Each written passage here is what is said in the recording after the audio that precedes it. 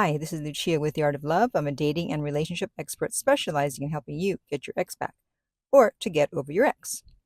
As you can see from the title of the video, this is part 2 of the stages your avoidant ex goes through during no contact, which means, of course, there's a part 1. So if you haven't yet listened to part 1, I would suggest you do that, or this video will be a bit confusing. And after you've done that, then come on back. We'll still be here with part 2. And if you have listened to part 1, congratulations. This is part 2. But before I start, I want to welcome back my beautiful no contact army. Thank you so much for downloading the app Silencio. We are going to be adding a lot more features in the coming months, so be sure to keep the app updated. And of course, the link to that app is underneath every single video and podcast. And if you too would like to join our no contact army, all you have to do is hit the subscribe button and the bell notification and you're in. And to read our manual, go to nocontactsecrets.com, where you can read 2 free chapters before you purchase the book. Okay, so for the next stage, which I mentioned at the end of part 1, sadness and missing you. This is the time when the breakup is starting to hit them. And by staying in no contact and allowing for the passage of time, their walls and defenses have started to come down.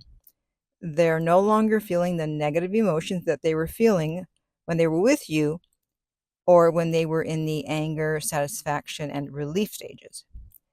They're no longer feeling negative emotions when they think about you and are starting to feel the loss of the breakup finally. And they're now feeling the loss of the positive things that they were getting by being with you, since it obviously wasn't all negative, right? Or they wouldn't have been with you in the first place. At least I hope not.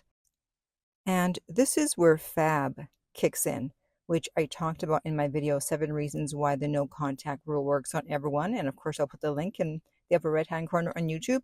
And FAB, if you didn't know, stands for Faded Affect Bias, which basically means that with the passage of time, people forget the bad memories associated with a person or a place or a thing, and they only remember the good. And you'll know they're in this stage because they'll start to like your photos more on social media, make more comments, view your stories faster. They may post things that are meant to get your attention, such as wearing something that you gave them or posting from a place that you guys used to go to. And this is also the stage where they will text you the famous "I miss you" text. And I recently saw a very funny response for that, which is when someone says, "I miss you," you respond with, "And whose fault is that?"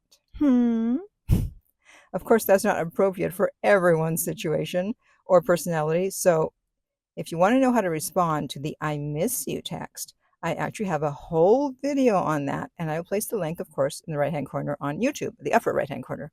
So you should congratulate yourself if you get the "I miss you" text. It means that you did things right after the breakup, because not everyone gets an "I miss you" text. If they don't want to be that vulnerable, they may text you with something that's an inside joke. They may also deliberately try to run into you and make it seem like, "Oh, it's just a casual run-in. Oh, what a surprise. You're here too." Yeah, right. And then we move to the next stage, which is confusion. What are they confused about? Well, they're confused because they can't stop thinking about you. They're still thinking about you. And they're also confused because you haven't chased them, right? You haven't chased them, right? And they wonder what you're up to.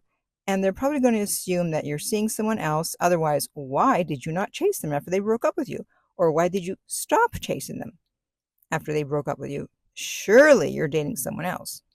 So when someone is confused and they're asking themselves a lot of questions, as Doc Love used to say, that question mark becomes a hook, which hooks them back in.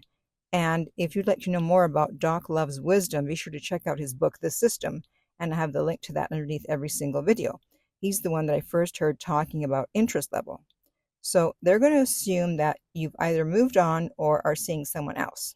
And this is where the Phantom X makes its appearance, which I'll talk about in the final stage. And they'll also wonder if they made the right decision in breaking up with you. Their interest level is going to be at an all-time high since the breakup, and they're going to wonder if maybe they overreacted and if maybe the relationship can be saved. You'll also know they're in the confusion stage if they start to increase the level of communication with you, even if it's not romantic communication. So if you're in touch because you have kids together or you work together, there will be more interactions. And if you weren't in touch at all, this would be the time when they would attempt to make contact. There might be some light flirting because they're testing the waters, or they may look for reasons to hang out with you in a non-romantic way. And they may even tell you that they're confused if they're fearful avoidant. And this is the stage in which they may come back, or at least attempt to, because if you're a regular listener, you know that we don't just take people back, right? We do not just let them sneak back in. And for more information on that video, or that, listen to my video titled The 6 Questions to Ask Your Ex When They Want You Back. They need to be the ones putting in the effort to try to get you back. Don't be the one trying to get things back on track, or they're going to lose respect for you, and you can't have love without respect. They ended it. They must be the ones to start it up again. So don't screw things up now that you're so close to the finish line. It would be like running a marathon and you're almost at the end and oops, you fall and you don't finish the race. Oh no. And keep in mind, while they're trying to figure out if they should get back with you, you should also be thinking and have been thinking about whether it makes sense to get back with them. Obviously, when they first broke up with you, you absolutely wanted them back because the breakup was usually a surprise. But once you've had the clarity of no contact and have taken a step back, sometimes you realize that maybe the relationship was no longer working for you and you don't want it back. And then we have the final stage, regret. And this is when they think they've lost you for good and you've moved on and they can't get you back. This is when they'll create an idealized version of a past partner. They'll compare new people to that idealized version. So if you had a deep connection with an avoidant, there's a good chance you're going to fulfill the role of the phantom ex, which I mentioned earlier. This will keep them out of rebound relationships or delay them from looking for new opportunities, which obviously is good for you. And this is where the term "the one who got away" comes from. However, the one who got away is usually the one who was pushed away. And it seems that men, more often than women, have some version of the one who got away. Keep in mind that they can't get to this stage unless they actually feel that they have lost you for good. And they can't think that unless you have stayed in no contact. And how will your partner behave if they're in the regret stage? Well, they will actually say, "Can we talk?" Or they'll try to engage with you through social media. If your ex is a fearful avoidant, they are in their fearful/anxious stage at the moment, which works in your favor, obviously. If they're dismissive, they won't be as anxious, but they will definitely be interested. The chances of your ex coming back in this stage are very high. And when they ask to meet up, you're going to wonder, well, how should I behave? And what do you know? I have a video on how to behave when you meet up with your ex. So I'll put that in the upper right-hand corner. So there you go. The stages an avoidant ex goes through during no contact. So now it's your turn. I want to hear from you.